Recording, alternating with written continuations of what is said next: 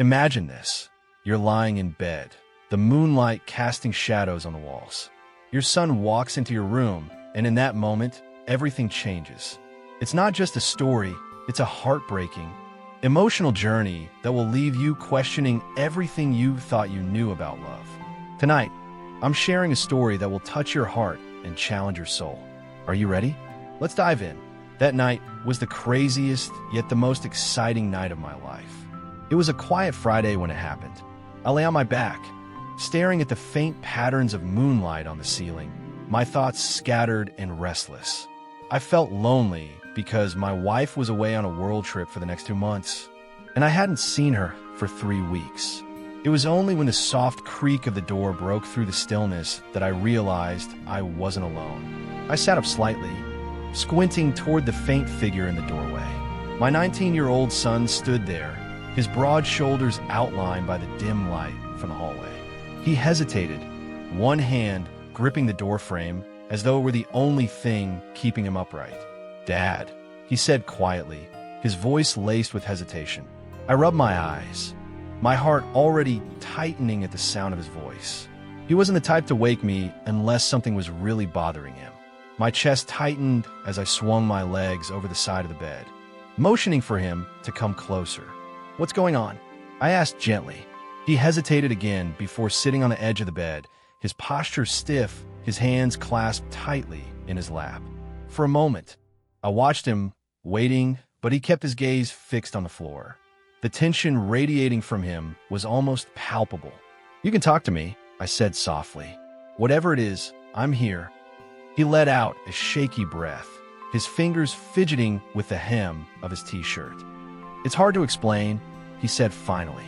"I've been feeling something different, and I don't know what to do about it." His words sent a ripple of unease through me. I leaned forward slightly, my voice steady despite the knot forming in my stomach. "Different how?" He looked at me then, his eyes searching mine with an intensity one wasn't prepared for. "It's about someone," he said. "Someone I've been thinking about a lot." Relief briefly flickered through me. Maybe this was about a girl at school, a crush he didn't know how to handle. He had always been shy about his feelings, keeping them bottled up until they threatened to overflow. "Okay," I said, offering him a reassuring smile. "Who is it?" "Someone from school." He shook his head quickly, his gaze dropping again. "No," he said, his voice barely audible. "Not someone from school." "Then who?" I pressed gently, though a strange unease was beginning to creep into my chest. "You can tell me whatever it is. We'll figure something out." He took a deep breath, his chest rising and falling as if he were gathering every ounce of courage he had. When he spoke again, his voice was trembling. "It's you, Dad," he said finally. "It's always been you." The words hit me like a tidal wave, pulling the air from my lungs. For a moment, I couldn't speak, couldn't think. My mind raced to make sense of what he just said, but the sheer weight of it left me reeling. "What are you saying?" I asked, my voice faltering. He stood abruptly, pacing the room like a caged animal, his hands running through his hair, tugging at the strands as though trying to physically pull the words from his mind. "I know how it sounds," he said quickly. "I know it's wrong, but I can't help it. I've tried for so long to push it away, to ignore it, but it's always there." I stared at him, my heart pounding so loudly I could barely hear his words. "This isn't love," I said again, my voice trembling. "Don't tell me it's not real," he interrupted, his voice breaking. "I know what I feel. I've never felt this way about anyone else. It's not just admiration or some stupid crush. It's something way deeper." Tears stung my eyes as I tried to process his words. My son, the boy I had raised and loved unconditionally, was pouring out feelings I couldn't understand, feelings I couldn't reciprocate, but something in me was excited by it now. When I think back on it, I think I didn't notice it yet. I think I tried to ignore it. "Owen," I said, trying to lighten the mood. "You're confused. You're going through a lot right now." He turned to face me, his eyes glassy with unshed tears, his jaw set with a determination that made my heart ache. I've never been more sure of anything in my life. At that moment, I noticed it. I could feel the way he was attracted to me, and I didn't want to turn away from it, but still, as his father, I took responsibility to ignore it. I reached out, placing a hand on his arm. "Owen," I said gently, "these feelings, they'll pass. I promise you, they'll pass. And when they do, you'll see things more clearly." "What if they don't?" he whispered, his voice breaking. "What if this is who I am? What if this is how I'm supposed to feel?" My throat tightened, and for a moment, I couldn't speak.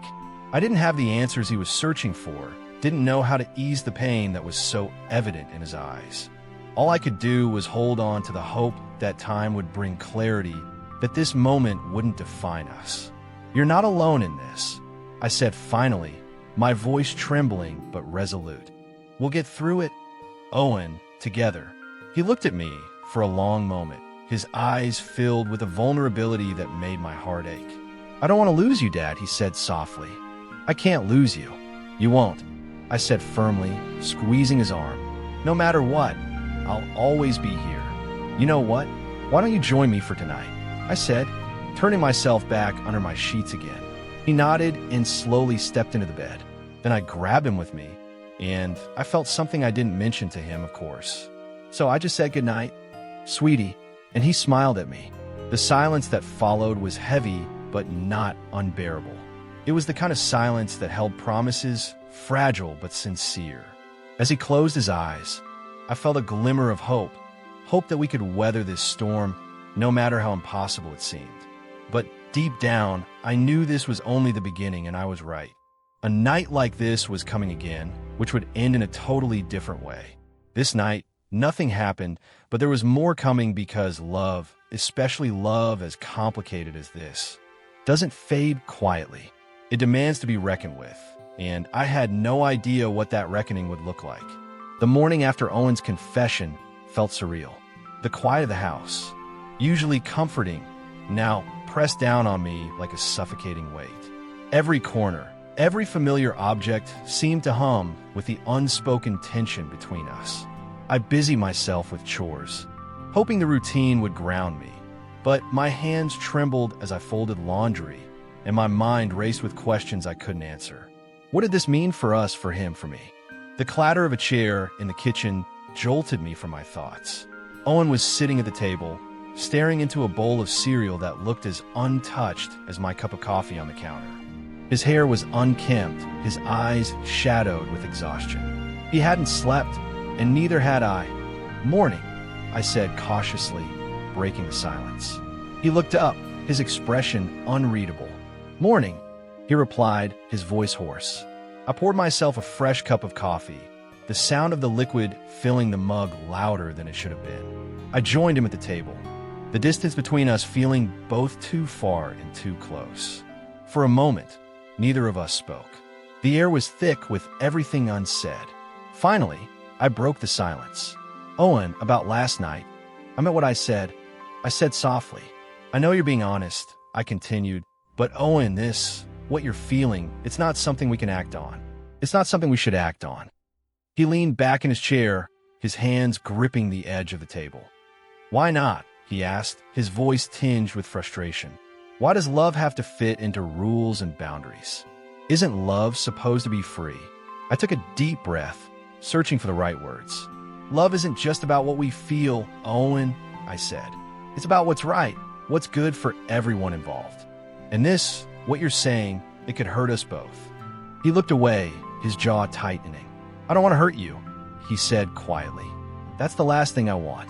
"I know," I said, reaching across the table to place a hand over his. "And I don't want to hurt you either. That's why we have to handle this carefully. We need to find a way to move past this." His fingers tightened around mine, and for a moment, I saw the boy he used to be, the boy who'd held my hand when he was scared, who'd looked to me for guidance and comfort. But this was different. The way he looked at me now was different. "I don't know if I can move past it," he admitted, his voice barely above a whisper. "But I'll try for you." Tears welled in my eyes, and I gave his hand a gentle squeeze. That's all I asked. The days that followed were a blur of awkward conversations and forced normalcy. Owen tried to keep his distance, retreating to his room or spending long hours out of the house. I told myself it was for the best, that the space would help him sort through his feelings, but I missed him.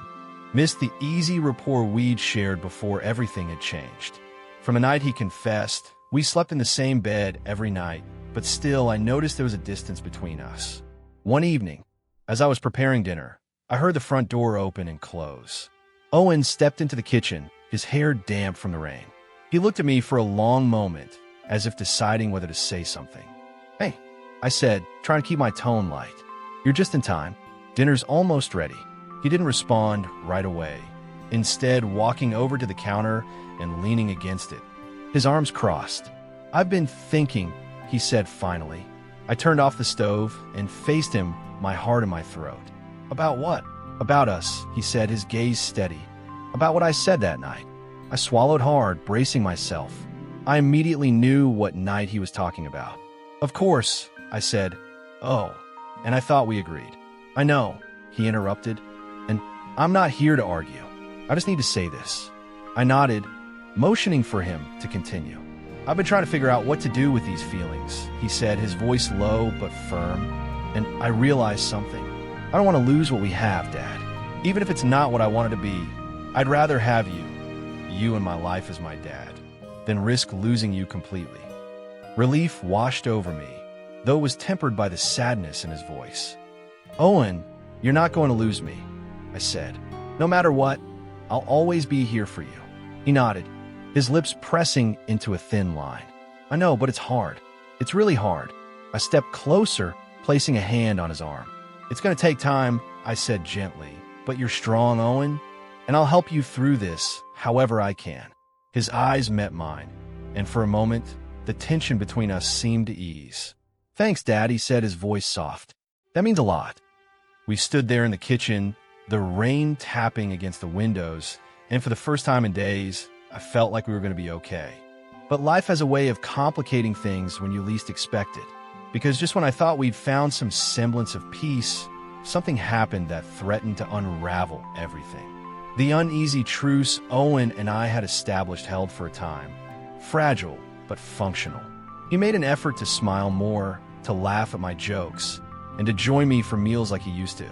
I clung to those moments, trying to convince myself that things were improving, but late at night, when the house was silent and I was alone with my thoughts, the weight of his confession lingered.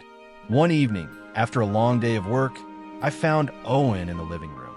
He was sitting on the couch, staring blankly at the TV, an old sitcom playing its laugh track echoing awkwardly in the otherwise quiet room. He looked up as I walked in, his expression unreadable. "You okay?" I asked, sitting beside him. He shrugged. "Yeah, just thinking," he replied. "About anything in particular?" I hesitated before speaking. "When am I not thinking about this?" he said, letting out a soft laugh, though there was no humor in it. "I thought we were moving past this." "I'm trying," he said quickly. "I really am, but it's not that simple. You can't just turn feelings off like a switch." I knew. I said, my voice soft, "And I don't expect you to, but we have to keep working on this for both our sakes." He turned to me then, his eyes searching mine. "Have you ever thought about it?" he asked suddenly, his voice low. "About us, about what it would be like if things were different." I froze, his question catching me off guard. "Owen, I don't lie to me," he said, his tone more pleading than demanding. "Just tell me the truth." I looked away, my thoughts racing. The truth was complicated, tangled in emotions I didn't fully understand. Of course, I'd thought about it. How could I not? No, not after what he'd said. But acknowledging those thoughts, even to myself, felt like crossing a line I couldn't uncross. "Doesn't matter what I've thought," I said finally, forcing my voice to remain steady. "What matters is doing the right thing, and this isn't right." He sighed, running a hand through his hair. "I know you think that, but what if no?" "Owen," I said firmly, cutting him off. "There is no what if. We're not going to have this conversation." He stared at me for a long moment, his expression a mixture of frustration and sadness. "You're scared," he said finally. "Yes, I am," I admitted, "because this isn't just about you or me. It's about everything we've built, everything we stand to lose." But I was lying. I was scared. He was right about that, but for the wrong reason. I was scared to tell him that for the last couple of days, I felt something too. Something was scared to tell him. He didn't respond, and the silence that followed was deafening. Finally, he stood, his movements stiff and deliberate. "I'm going for a walk," he said, heading for the door. "Owen," I began, but he was already gone. The hours passed slowly, each minute dragging like an eternity. I sat by the window, watching the street, my worry mounting with every moment. Owen didn't return until nearly midnight. I rushed to the entryway, relief flooding through me as I saw him step inside, soaked from the rain. "Owen, where have you been?" I asked, my voice trembling. "Walking," he said simply, shaking the water from his hair. I grabbed a towel from the bathroom and handed it to him. "You're going to get sick," I said, my worry spilling over his irritation. "You can't just disappear like that." He sighed, running the towel over his face. "Did it help?" I asked, crossing my arms. He looked at me then, his eyes dark and unreadable. "Not really." Something in his tone made me falter. I stepped closer, lowering my voice. "Owen, we can't keep going like this. It's tearing us both apart." "I know," he said, his voice barely above a whisper, "but I don't know how to stop." "Maybe we need help," I suggested. "Someone to talk to, a therapist." His lips twisted into a bitter smile. "You think a therapist is going to understand this?" "They might," I said, though I wasn't sure I believed it myself. "Or at least help us figure out how to move forward." He shook his head, the towel dropping to the floor. "No one can fix this, Dad. No one can change how I feel." His words hung in the air, heavy and unrelenting. I wanted to argue, to tell him he was wrong, but I couldn't because deep down, I knew he was right. The worst part was that even then, I had still not told him that I felt something too, that night, and that I was the one lying to him, try to avoid my feelings for him too. I knew that, and still, I kept my mouth shut, at least for now. The following days were a blur of avoidance and awkward conversations. Owen tried to act normal, but the tension between us was palpable. Every interaction felt like walking on a tightrope, and I couldn't shake the feeling that something was about to snap. Something came one evening as we were cleaning up after dinner. Owen had been unusually quiet all day, his movements tense and deliberate. As I loaded the dishwasher, he leaned against the counter, watching me. "Dad," he said suddenly, his voice breaking the silence. "I need to tell you something." I turned to face him, my heart pounding. "What is it?" "I can't do this anymore," he said, his voice trembling. "I can't keep pretending everything's fine." "Owen, we talked about this." I began, but he shook his head. "No, you don't understand," he said, his voice rising. "I can't just turn off how I feel. I can't keep pretending I'm okay when I'm not." "Then what do you want me to do?" I asked, my frustration bubbling over. "What do you expect me to say?" "I don't know," he said, his voice cracking. I need you to see me, to understand how much this is tearing me apart." "I do see you," I said, my own voice trembling now. "I see you every day, Owen, and it breaks my heart to see you like this, but I don't know how to fix it." He took a step closer, his eyes locking onto mine. "You can't fix it," he said, "but maybe we don't have to." I stared at him, my mind reeling. "Owen, what are you saying?" He didn't answer, instead closing the distance between us. His hand rushed against mine and my breath caught. The air between us suddenly felt electric, but the moment didn't last. I stepped back, breaking the connection. "No," I said firmly, my voice shaking. We can't. His face crumpled. Pain etched into every line. "I'm sorry," he whispered, turning and walking away. I stood there, my heart racing, the weight of what had just happened crashing down on me. Because no matter how much I tried to deny it, something inside me had responded to him, and that terrified me more than anything. I thought back to the nights we had spent together. The last couple of nights, he had been touching me more than usual, and I noticed I did more to him too. I think he noticed it, and that's why he started the conversation. But the days after that moment in the kitchen were like walking through a storm, unpredictable and overwhelming. Owen and I avoided each other more than ever. When we did cross paths, the silence between us spoke louder than any words could. I told myself it was for the best, that this space was what we both needed. But the truth was, every time I saw him retreat to his room, every time I caught the flash of pain in his eyes, it tore at me. I spent nights replaying the scene over and over. The way he'd looked at me, the weight of his words, the way my heart had betrayed me in that brief, fleeting moment of connection. It wasn't right. It wasn't. But denying the complexity of what we were feeling only seemed to deepen the wound. One evening, as I sat in the living room, a book lying forgotten in my lap, Owen came in. He hesitated at the doorway, as if unsure whether he was welcome. His hair was messy, his expression guarded. This was the moment. I just had to confess. "Owen, I need to talk," I said finally, my voice quieter than usual. He looked up, trying to keep his expression neutral. "Hey," he replied. "What's up?" He stepped further into the room, but didn't sit, pacing slowly near the edge of the coffee table.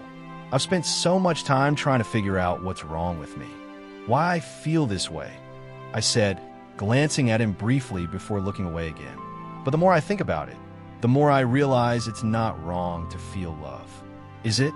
Even if it doesn't fit the rules, even if it scares people. I swallowed hard, my own words striking something deep inside me. "Love isn't wrong," I said carefully, "but sometimes acting on it is, especially when it could hurt the people we care about." He nodded slowly, as if he'd expected that answer, but needed to hear it anyway.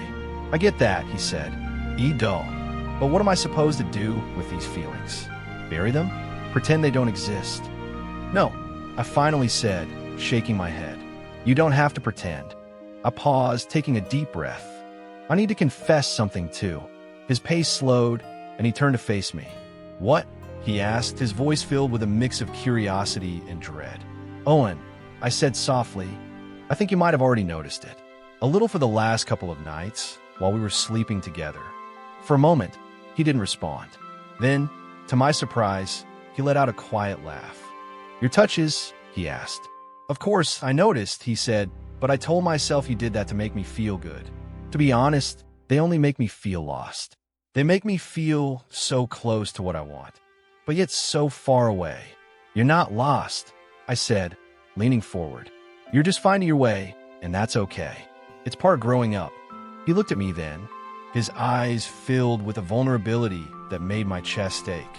"I don't want to lose you, Dad," he said. "I can't lose you."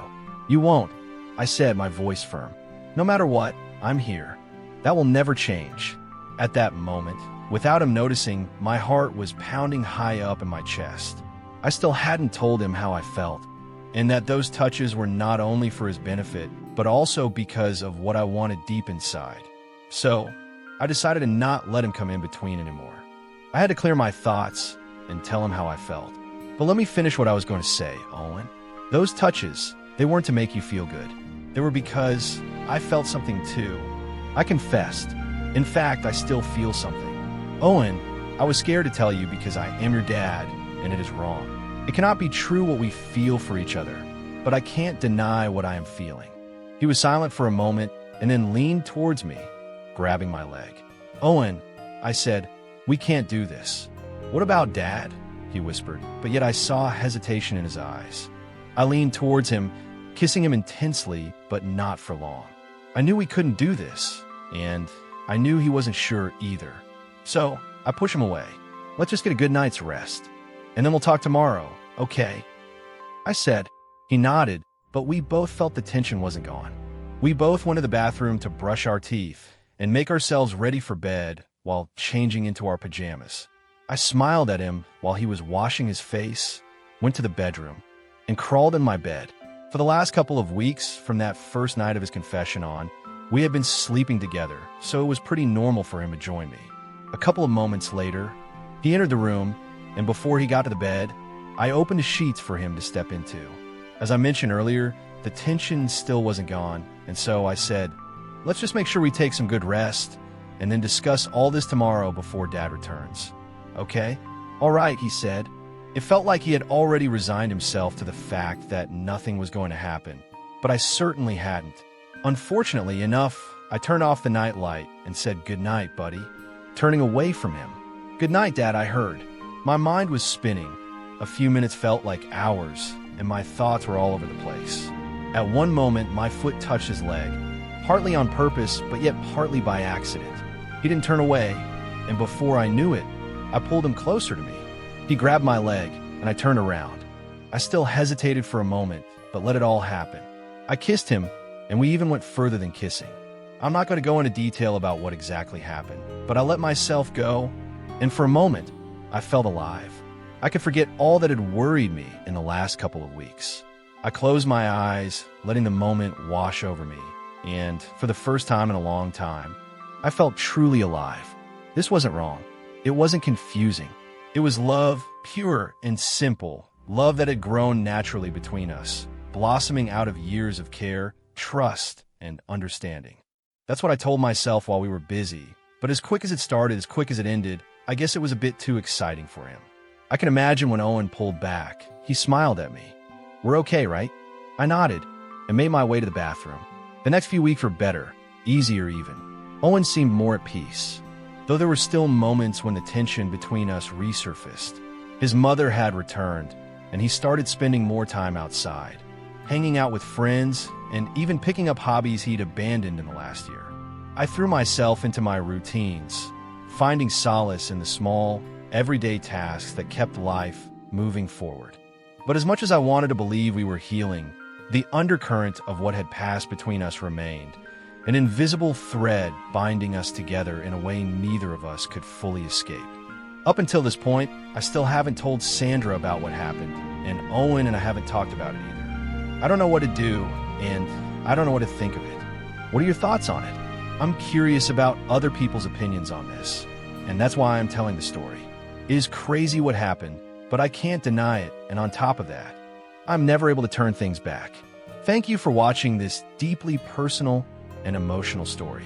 If you've connected with this video, please like, subscribe, and share your thoughts in the comments below. Let's continue the conversation and support each other through the complexities of love. Don't forget to hit that notification bell so you never miss a new episode on LGBT Stories.